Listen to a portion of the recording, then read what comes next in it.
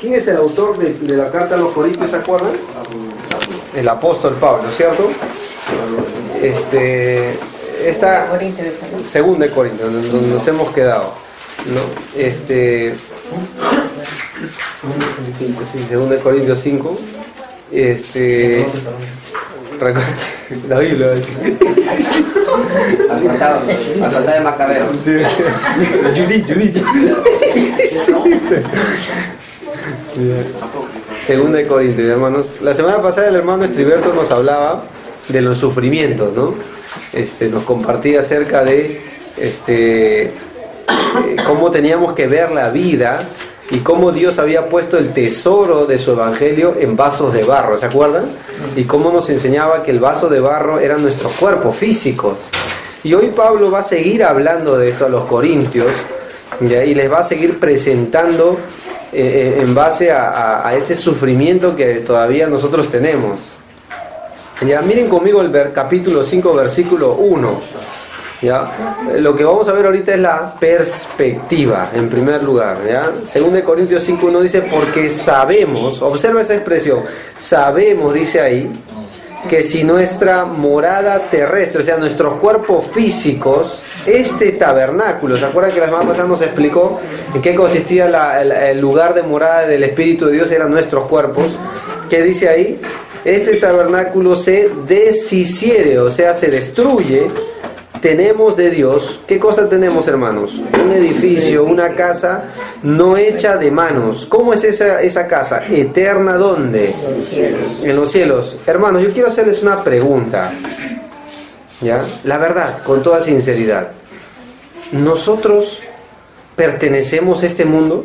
No. Ya no. Entonces, ¿por qué vivimos como si todavía... y nos aferramos como que si todavía vamos a conservar lo que tenemos? ¿Entienden? ¿Sí o no? Vivimos, claro, no estoy diciendo que te descuides de las cosas que Dios te da, yo no estoy hablando de eso, ¿eh? Pero a veces todavía vivimos con la perspectiva de que nuestra vida es total acá.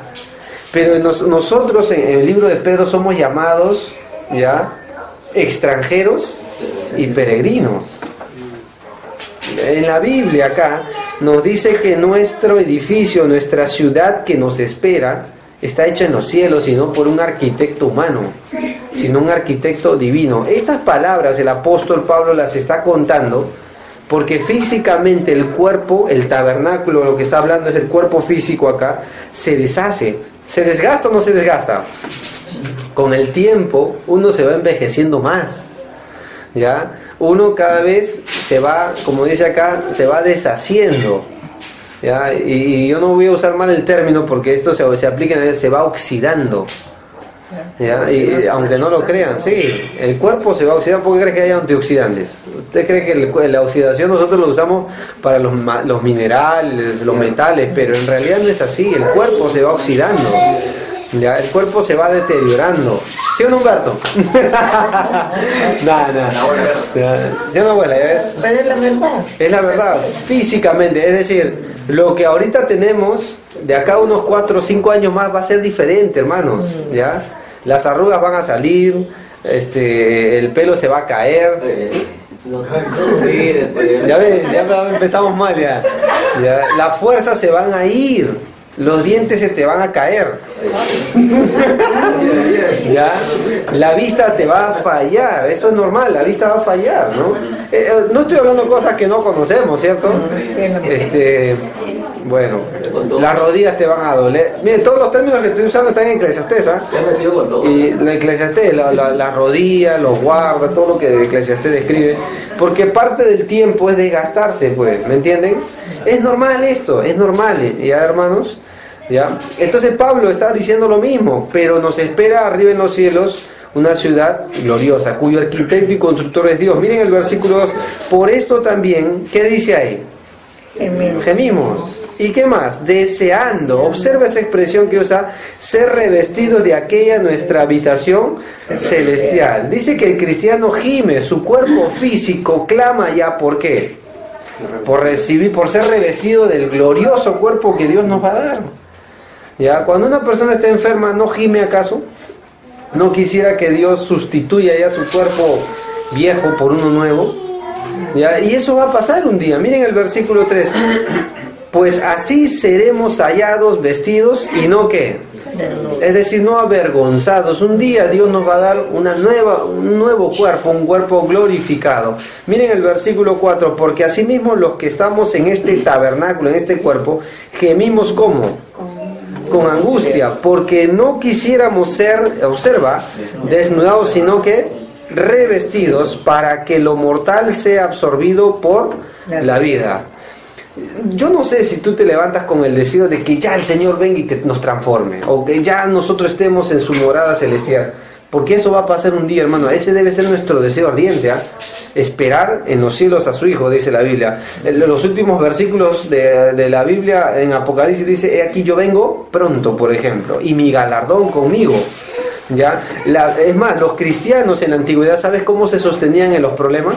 Ellos decían esta palabra que es muy conocida, Maranata, o que simplemente significa el Señor ya viene. Normalmente era una expresión que se usaba en el circo romano. ¿Saben por qué? Porque ahí es donde los acribillaban, por su fe morían, ¿entienden? Pero ellos miraban al cielo y decían: Maranata, el Señor viene. Esto les alentaba, la venida del Señor les alentaba. Y nos hace ver a la luz de la eternidad que lo temporal no tiene valor. Miren el versículo 5. Mas el que nos hizo para esto mismo es Dios, quien nos ha dado las arras de ¿qué? Justo Pablo aplica este principio acá. Él dice, un momento, dice, no se desalienten, porque físicamente nos desgastamos, pero Él nos ha dejado algo, el Espíritu Santo. Y es el Espíritu Santo que, según Efesios, que es lo mismo que es las arras, nos va a llevar a la presencia, dice, hasta el día de la adquisición de la posesión adquirida, incluso lo menciona. Es decir, físicamente nos va a presentar delante de Dios un día. Y ahí acabó la obra del Espíritu de Dios en esta vida aquí en la tierra, para con nosotros, porque ya estaremos en la gloria. Miren el versículo 6. Así que, ahora, en conclusión, dice Pablo, vivimos confiados siempre y sabiendo que entre tanto, es decir, mientras todavía es que estamos en el cuerpo físico, ¿no? Estamos ausentes del Señor. Y ahora, ¿qué dice el versículo 7? Porque por fe andamos, no por vista. Si tú andas por vista, te vas a desanimar. Te vas a mirar al espejo y vas a decir: pucha, se cayó el cachete, los dientes se cayeron. ¿Cómo me gustaría tener ser joven otra vez para hacer más cosas para Dios? ¿Cómo me hubiera gustado retroceder? Ya no hay eso. Es decir, ahora dice la Biblia, nosotros andamos por fe. El cristiano debe andar por fe. Mira lo eterno, eso es lo que significa acá. Observa lo que está por venir, que será mucho más glorioso. Miren el versículo 8. Pero confiamos y más quisiéramos estar ausentes del cuerpo y presentes al Señor. Por tanto, procuramos también, o ausentes o presentes, ser que mirar lo eterno nos ayuda a ser agradables, hermanos. Miren el versículo 10. Porque es necesario. Y ahí va a mencionar una expresión que nadie que es cristiano se va a escapar. Nadie. Todos nosotros compareceremos, daremos cuenta, significa el término ahí, ante el tribunal ¿de quién? Para que cada uno reciba según lo que haya hecho mientras estaba aquí en este cuerpo físico, sea bueno o sea malo. Es decir, ¿saben lo primero que va a pasar cuando estemos en el cielo? Hay un evento bíblico que se va a cumplir. Se llama el tribunal de Cristo. Este no es un tribunal para determinar salvación. La palabra acá, tribunal, es la palabra vema, que normalmente se aplicaba para los corredores en el estadio. Y cuando Pablo llegue más adelante, en el capítulo de Corintios también explica estos corredores que llegaban para un premio, para un galardón. En la antigüedad eran una corona de laureles, ya que era el símbolo de gloria. Por eso Pedro usa esa expresión para decir la corona de gloria incorruptible.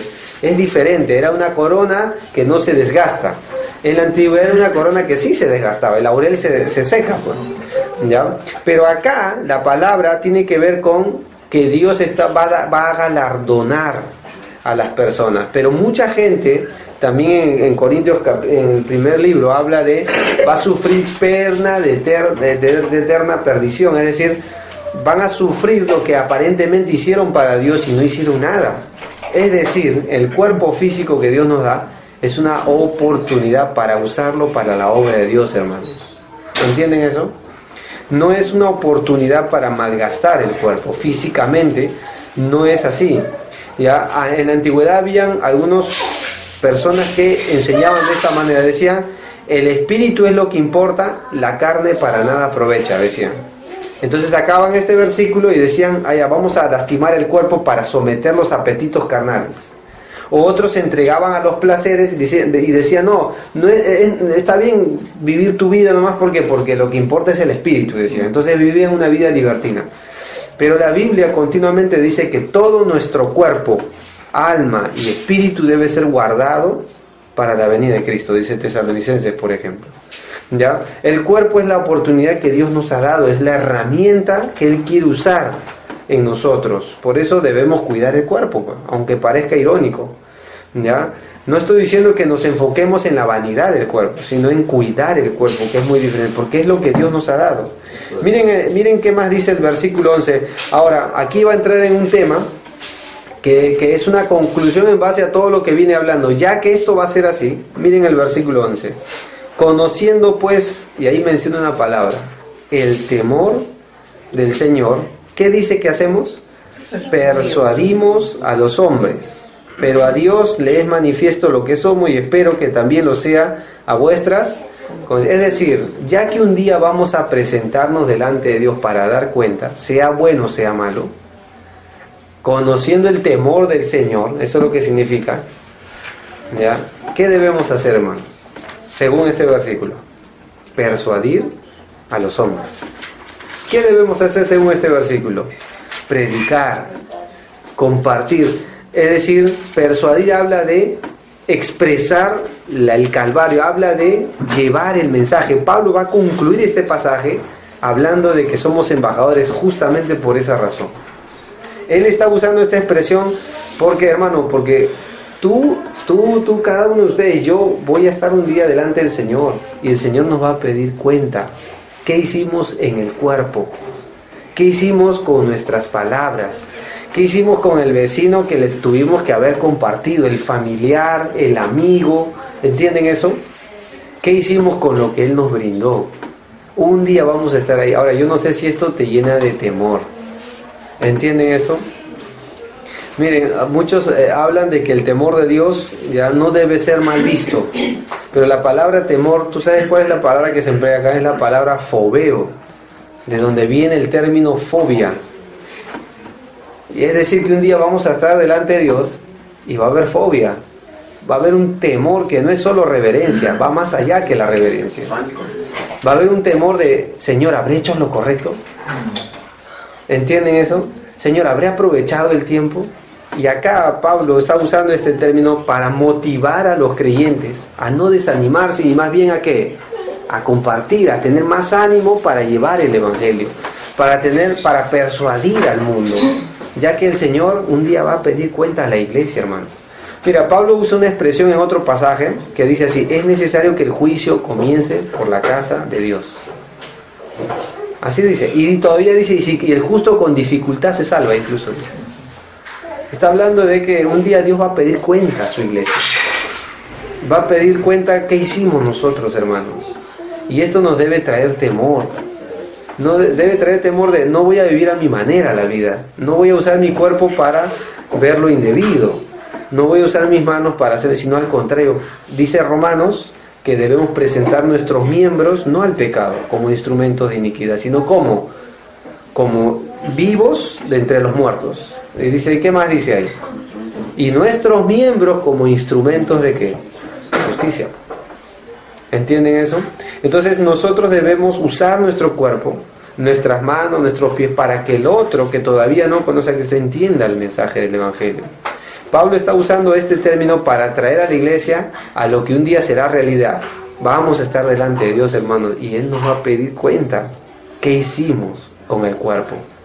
Y esto da temor, hermano, porque ahí ya no vamos a estar frente a un líder de una iglesia. ¿Entienden eso? Frente a un predicador, vamos a estar frente al tribunal de Cristo.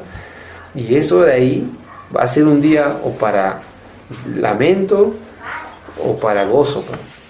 Y Dios, espero que nos ayude a poder entender esto. Esta es una urgencia, ¿ya? Ahora, pero la pregunta es, ¿cómo debemos usar el cuerpo? ¿Y cómo debemos hacer la obra de Dios mientras nos preparamos para ese día? Miren el versículo 12. No nos recomendamos pues otra vez a vosotros, sino os damos ocasión de ¿qué? De gloriaros por nosotros, para que tengáis con qué responder a los que se glorían en apariencias y no en qué. ¿Se acuerdan que la semana pasada el hermano Estri enseñó algo de esto? Y hablaba de que había personas infiltradas que eran falsos maestros y que se recomendaban a sí mismos, ¿se acuerdan? Que solo se auspiciaban ellos. Y Pablo dice, nosotros no vamos a entrar en esa competencia carnal y humana, dice. Y él dice, bueno, para que ustedes respondan a esas personas, dice Pablo acá, esas personas solo viven para apariencia, para que la gente les vea, para que vean quién hace más que el otro, quién predica más. Eso hacían los falsos maestros. Y aquí ya Pablo dice, bueno, ellos no están enfocados en lo eterno, ellos están enfocados en la apariencia. Y la apariencia de este mundo es pasajera, dice la Biblia, pero nosotros nos enfocamos en el corazón, en la intención, en lo que vale. Miren el versículo 13, porque si estamos locos es para Dios, y si somos cuerdos es para vosotros. Mucha gente tildaba a Pablo de loco. Van a ver cuando él llega al capítulo 11, él va a decir literalmente, estos son obreros de Satanás. Y les va a decir, tolérenme un poco de locura, incluso le va a decir Pablo por haberles dicho esa expresión. Porque había gente que estaba poniendo a la iglesia contra el apóstol Pablo. Miren el versículo 14, porque el amor de Cristo nos constriñe, no el dinero, no nos constriñe las apariencias, las motivaciones son correctas, dice acá, pensando esto, que si uno murió por todos, luego todos murieron, y por todos murió, para que los que viven ya no vivan para sí, sino aquel que murió y resucitó por ellos. Cuando una persona se convierte a Cristo, ¿qué es lo que le debemos enseñar? Que ahora debe vivir ¿para quién? Para aquel que murió y resucitó. Pero ¿quién debe hacerlo primero? Nosotros. ¿Entienden? Ahora, entonces está bien tomar decisiones en la vida y decir, yo hago esto porque es mi dinero, yo hago esto porque es mi cuerpo, yo bueno, yo pego porque total es mi vida. No existe eso. Acá dice claramente, ya, que Cristo ya murió, que Cristo ya resucitó para que vivamos por Él y para Él. Miren el versículo 16, de manera que nosotros de aquí en adelante a nadie conocemos según qué. Es decir, no por méritos humanos. Y a nadie conocemos según, y aun si a Cristo conociésemos según la carne, ya no lo conocemos así. De modo que si alguno está en Cristo, nueva criatura es. Las cosas viejas, olvídate de aquellas cosas que ya dejamos. He aquí, todas son hechas. Es decir, vivamos en esa nueva vida, en ese nuevo hombre, hermanos, en esa nueva criatura que Dios nos ha dado. Miren el versículo 18, y todo esto proviene de quién. No es humano lo que estamos viviendo, es divino. ¿Y qué más dice ahí? Quien nos reconcilió consigo mismo por Cristo y nos dio, hermanos, ¿qué nos dio? Ministerio. A ver, ¿qué entienden ustedes por este? Porque aquí vamos a entrar un poquito a discutir en este versículo. ¿Qué entienden ustedes por el ministerio de la reconciliación?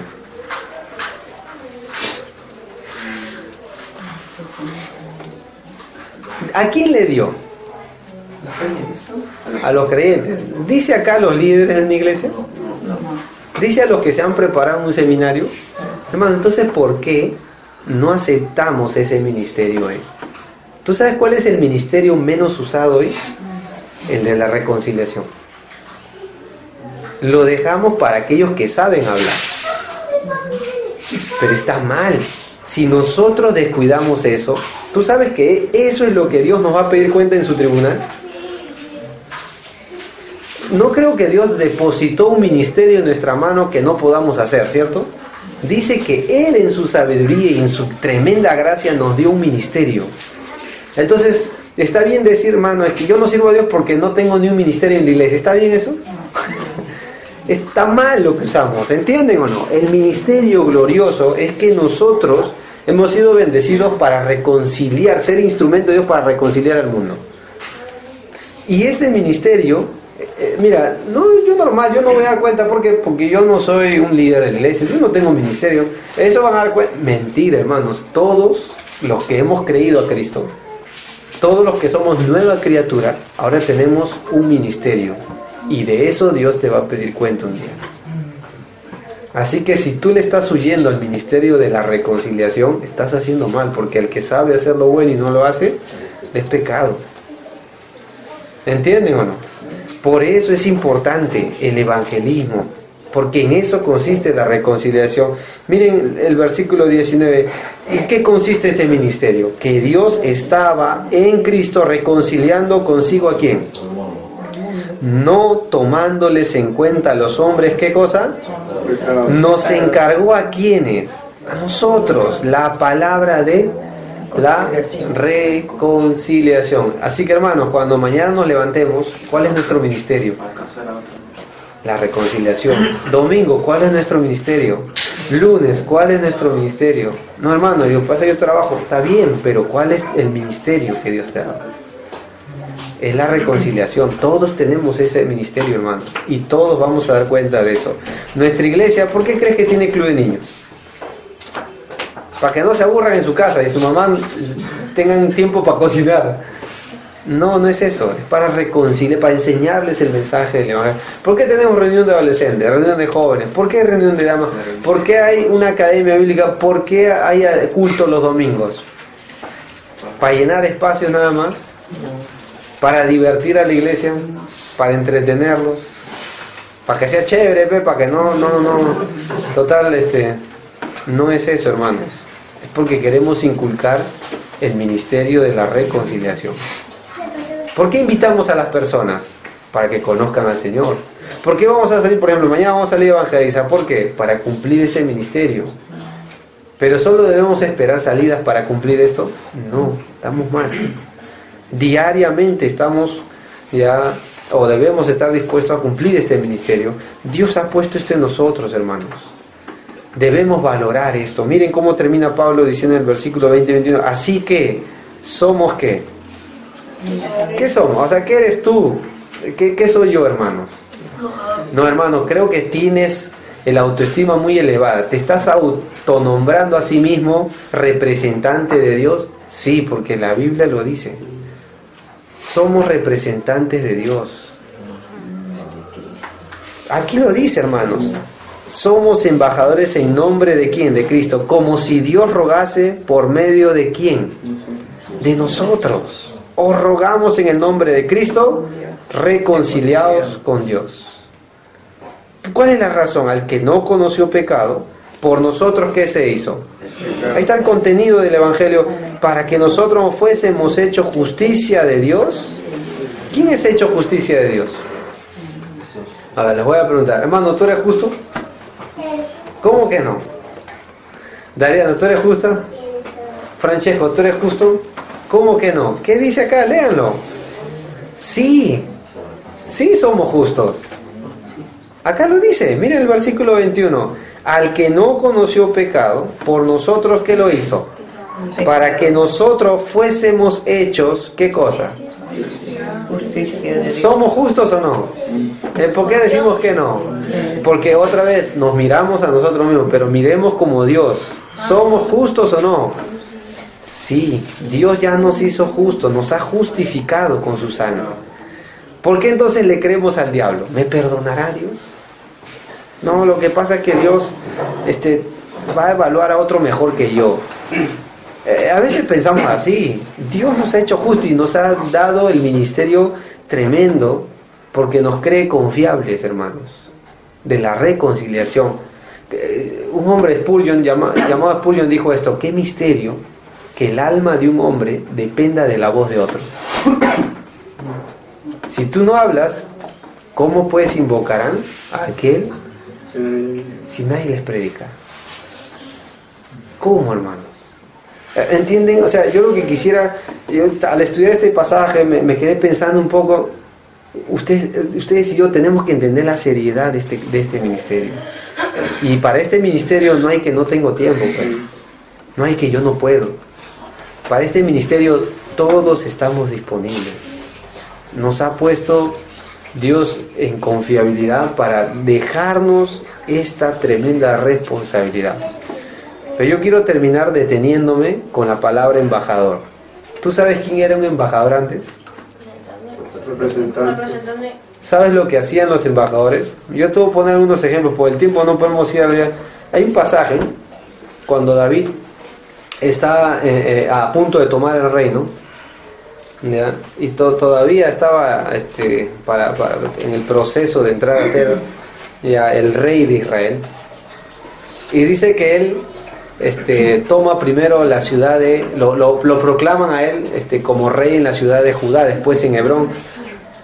Pero en ese proceso él envía embajadores a un rey que había muerto su familiar. Y entonces este rey tenía sus hombres de confianza y le dijeron: David ha enviado para espiar nomás. ¿Y saben lo que hicieron el rey? Dijo: de verdad, ¿no? Él no está enviando, él está buscando ocasión para espiar. Y entonces el rey, ¿sabes lo que hizo con los embajadores de David? Les rasgaron las vestiduras de la espalda. Toda la espalda y hasta lo que sigue. Las nalgas se le veían. ¿Y sabes lo que pasó? Dice que los enviaron así a los hombres, de vuelta a la ciudad donde estaba David. Y dice la Biblia, ellos regresaron muy afrentados. Donde iba, y para el judío la desnudez era un símbolo de vergüenza. Y bueno, ¿y para quién no? ¿Qué hizo el enemigo con los embajadores? Los avergonzó. ¿Tú sabes lo que quiere hacer el diablo con los embajadores hoy? Hace lo mismo. Los quiere avergonzar. Él va a hacer lo mismo, hermano. ¿Ya? Te va a hacer pecar, te va a tentar, va a usar el mundo, la carne, para seducir tus pasiones, para después avergonzarte y decir: este es tu representante, Dios. Y este es el que te va a hablar tu vocero. ¿Entienden o no? ¿Saben lo que hizo David después de esto, no? Ya se imaginarán, ¿no? Cuando regresaron de los hombres, dice que estaban en una gran afrenta. Es curioso ver, ¿no? Ahora, ¿cómo hace el diablo hoy? La Biblia dice que el maligno no los puede tocar, pero él va a tratar de contaminar al embajador. En Suiza hay una avenida donde están todas las embajadas. Y ahí en Suiza tú puedes detectar 3 clases de personas. Los habitantes de Ginebra, de la ciudad. ¿Y saben cómo los identifican a esos habitantes, hermanos? Porque son personas que abren sus negocios, hablan el idioma, visten de esa manera. Hay otra clase de personas, los turistas. ¿Saben cómo los identifican? Ellos están para pasarla bien ahí. Ellos están para disfrutar de todo lo que Ginebra les pueda dar.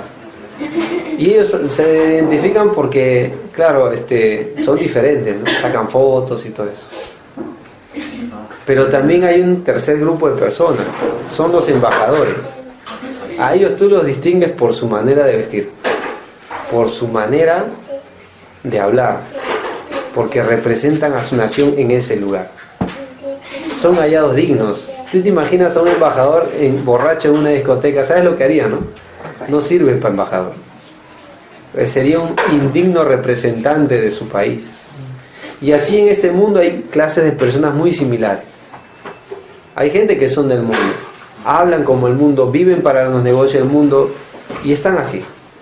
Pero también hay cristianos, o parecen cristianos, que son como turistas, que están en el mundo para disfrutar del mundo más que de las cosas de Dios, y aman el mundo. Ellos están para pasarla bien.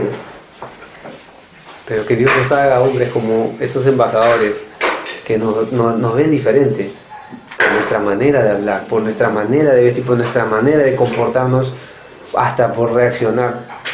Los embajadores. Ahora, lo curioso es que antes de que se desate la guerra entre dos naciones, ¿sabes lo que enviaban ellos? Sus embajadores. Roma tenía grandes embajadores y enviaba siempre para hacer una tregua de paz. Porque el mensaje de un embajador solamente es decirle la paz, tratar de negociar para la paz. Pero cuando ya no se podía llegar a un acuerdo y se rechazaba el acuerdo de paz, ¿sabes lo que hacían los romanos?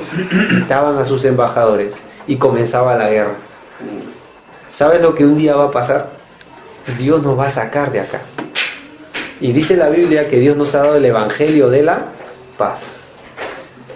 Y el hombre que rechace el evangelio de la paz, y un día Dios va a quitar a su embajador, va a sonar la trompeta y nos va a sacar. ¿Sabes lo que sigue después de eso? La guerra. Lee Apocalipsis y vas a ver. Dios ya no va a negociar con el hombre. Dios va a juzgar a la humanidad porque rechazaron la tregua de paz. Y curioso, ¿no, hermanos? Ahora, si esto no nos conmueve, no nos presenta delante de Dios con temor, como dice Pablo, ¿qué más nos puede mover, hermano? Nuestro enfoque debe ser eterno. Por eso ahora entienden lo que Jesús dijo: hacer tesoros arriba en los cielos. ¿Dónde? Aquí en la tierra. Este es el único lugar donde podemos incrementar nuestra cuenta bancaria en los cielos, ganando un alma, predicando, porque un día se va a acabar ese tiempo de hacer tregua.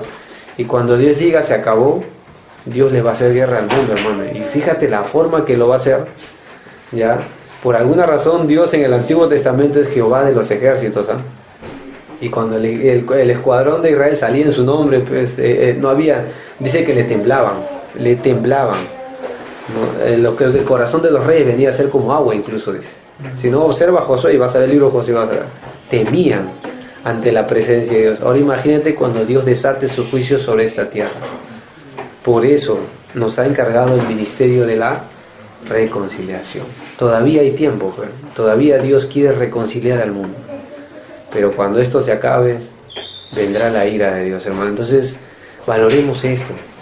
Si hemos sido salvados, cumplamos con glorioso deber y dignidad que somos embajadores. Pero el diablo no va a estar contento y que va a querer quitar la dignidad. Y cuando un embajador ya no tiene dignidad, ya no sirve para ser embajador, ¿no? Representemos bien a nuestro Señor. ¿Se acuerdan lo que Pablo dijo en Efesios, no? Digo pues, andad como es digno de Dios, como hijos amados. También en Filipenses dice que andéis como es digno del Evangelio. Dignidad es importante, hermanos, porque ya no pertenecemos a este mundo, sino somos ciudadanos y herederos de lo que se va a venir un día de los cielos. Así que, hermanos, empecemos para cumplir este ministerio, que nadie tendrá excusa. Así que a partir de hoy ya no le podrá decir Dios, nadie me dijo que era mi ministerio. Ya lo sabes, cumplamos ese ministerio. ¿Alguna pregunta a esto, hermanos? Pablo quería dejar en claro bien este capítulo 5, ¿no? Bueno, esta porción, porque en la antigüedad no existían estos capítulos, ¿no? ¿Alguna pregunta de esto, hermanos? Lorena pregunta sobre el versículo 21, sobre lo que dijiste, hecho de justicia. Habla también sobre, se me venía a la mente un versículo que dice: no hay justo ninguno, no hay quien. Claro, ahí está hablando de la humanidad entera está perdida. Pero capítulo 5 Romanos dice: justificados por la fe. ¿Tenemos qué? Paz, o sea, somos reconciliados. No, a eso se refiere, ¿no? Pero no olvidemos, por medio de nuestro Señor Jesús el Cristo, ¿no? Buenas noches. Tío, ¿qué tal? Llegué por la oración, mi O sea, eso no tiene nada que ver. Uno es justificado por la fe, por Cristo, y el otro es justificado por la fe, por Dios. Igual. ¿Cómo? O sea, el mismo versículo que tú me estás diciendo. Se concuerda con esto. O sea, van de la mano. Claro, me está hablando de la justicia de Dios, ¿no? Tío, declarar justo a alguien no justo. Declarado justo. Ajá. ¿Por qué? Dios. Claro. Somos justos, ¿no? Todos creyentes justos en realidad por Jesucristo, porque Él hizo la obra. Tú Redimido por creíste, sangre. confiaste Claro. y fuiste galardonado, si se puede llamar así, fuiste privilegiado de recibir esa gracia. Solamente por eso eres justo. En Romanos 5:9 dice: pues mucho más, estando ya justificados en su Así sangre, es. por él seremos salvos de la ira. Porque si siendo enemigos fuimos reconciliados con Dios Otro, ahí está, por medio ¿ves? de su Hijo, Ahí está la expresión. mucho más, estando reconciliados, seremos Salvos salvos por por su su vida. vida. Es más, dice la Biblia que ahora se ha manifestado, dice Romanos 3, la justicia de Dios, pero en Cristo Jesús. Es decir, para todo aquel que cree. No, no, no, no. ¿no? El que no tiene a Cristo no es justo. Ahora, yo quiero terminar porque es curioso, porque a veces tenemos miedo de decir, ¿no?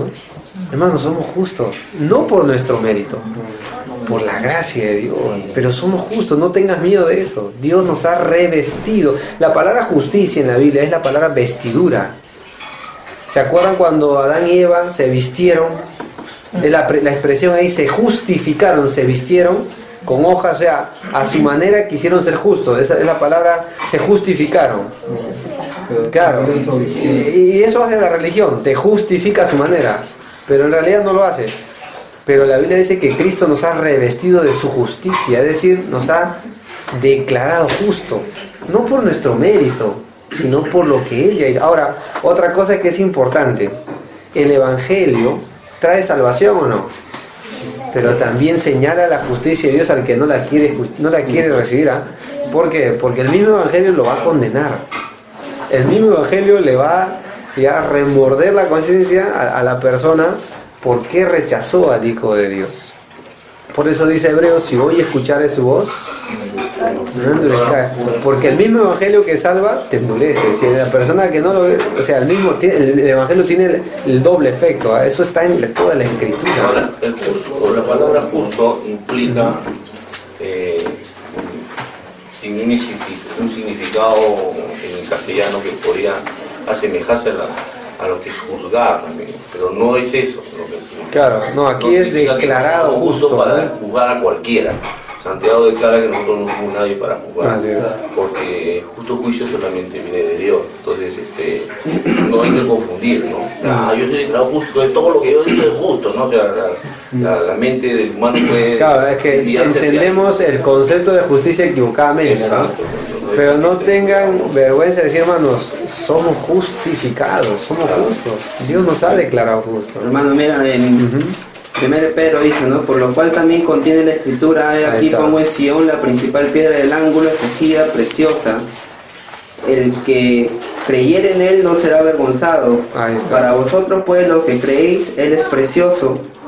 Pero para los que no creen, la piedra que los edificadores rechazaron ha venido a ser la cabeza del ángulo, y piedra de tropiezo y roca que hace caer. O sea, Jesucristo puede ser tu Salvador y también y va a ser tu juez, a la misma va a ser tu juez. O sea, toda boca un día se va a cerrar y toda rodilla se va a doblar ante él. Entonces, por eso la persona que no cree en Jesús no sabe el problema en que se está metiendo. No te rechaza a ti. ¿Se acuerdan lo que Jesús dijo? Porque el que a vosotros no recibe, no recibe el que me envió, dijo, ¿no? Y horrenda cosa es caer en manos de Dios, ¿no? Entonces, hermano, y con respecto al tribunal, ¿es solo para...? De acá, la expresión es nosotros, la expresión no es un tribunal que se menciona en el juicio del trono blanco, esa es otra expresión. Aquí es Bema, es el lugar donde es el podium, para que lo entiendan, donde se premiaba a los atletas. Nada más, no es como el trono blanco, que ahí la expresión es otra, ahí la expresión es mejor ni te digo, es fuerte la expresión. Esta semana vi en las noticias, vieron en el periódico, cómo en Irán mataban a las personas, tan solo por ser cristianos, nada más lo decapitaban, ¿no? Ahora, obviamente, que no todos los que están muriendo son cristianos, sino que ellos relacionan católicos, todos los que hablan de Jesús, ¿no? Pero hay también de los que son creyentes también, que han querido llevar la palabra de Dios a ese lugar y los están matando, pues. No, el pueblo musulmán ha crecido de una manera... a esas personas como irá a caer, ¿no? La verdad que yo miraba y decía, unos años se están metiendo, ¿no? Así estamos, pues. Así es, hermano. Entonces, como dice Juan, y si sabemos que si Él es justo, nosotros debemos andar en esa manera de vivir, ¿no? En justicia, en la justicia de Dios. Y hermanos, entonces, si somos justos, pues vivamos de esa manera, y hermanos, y cumplamos con ese ministerio que hemos aprendido hoy. No importa si sabes toda la Biblia, hermano, solo expresa tu fe. Haz lo que hizo el ciego de nacimiento que fue sanado. Una cosa sé, yo era ciego, ahora veo. Habla tu cambio, cuenta tu testimonio, es lo que hacía el apóstol Pablo. Donde iba contaba su testimonio. ¿ya? Las cosas malas que antes hacía sin Cristo y después aquellas que como Dios le transformó, hermanos, ¿ya? Pero no es excusa, yo no puedo, no es que no puede, ¿ya? Dios nos ha dado ese ministerio, ¿está bien, hermanos? Sí se puede hablar del Señor. Claro, todos tenemos esa capacidad. Dejemos que Dios nos use, hermanos, ¿ya? No le pongamos límites a Dios, ¿ya? No predicar el Evangelio, aunque suene primera vez que lo escuche, es pecado, hermanos. Es pecado. ¿Está bien? Muy bien, así que hablemos de Jesús, más bien, hermanos, ¿ya? Muy bien, oremos pues. Señor, te damos muchas gracias en esta noche por habernos justificado en Cristo y habernos dado esa paz que sobrepasa todo entendimiento, esa paz que no la teníamos, Señor, y si pudiéramos dar testimonio esta noche cada uno de nosotros, lo primero que expresamos y aún emocionalmente sentimos cuando te conocimos fue esa tranquilidad, esa paz, de que podíamos mirar con tranquilidad al cielo, de saber que nuestros pecados ya eran perdonados, de saber que ahora ya no estamos enemistados contigo, sino por Jesús nos has no solo dado la paz, sino el Evangelio de la paz, para que a través de nosotros otros conozcan de ti. Señor, líbranos de no cumplir este ministerio de la reconciliación. Al contrario, líbranos, Señor, de nuestras excusas y ayúdanos a poder ser responsables en esta tremenda labor. Padre, sabemos que un día juzgarás este mundo con justicia, pero queremos ser parte de la reconciliación de una manera real, en hechos, que busquemos al perdido y hablemos que tú todavía tienes misericordia de él. Te lo pedimos en el nombre de Jesús. Amén.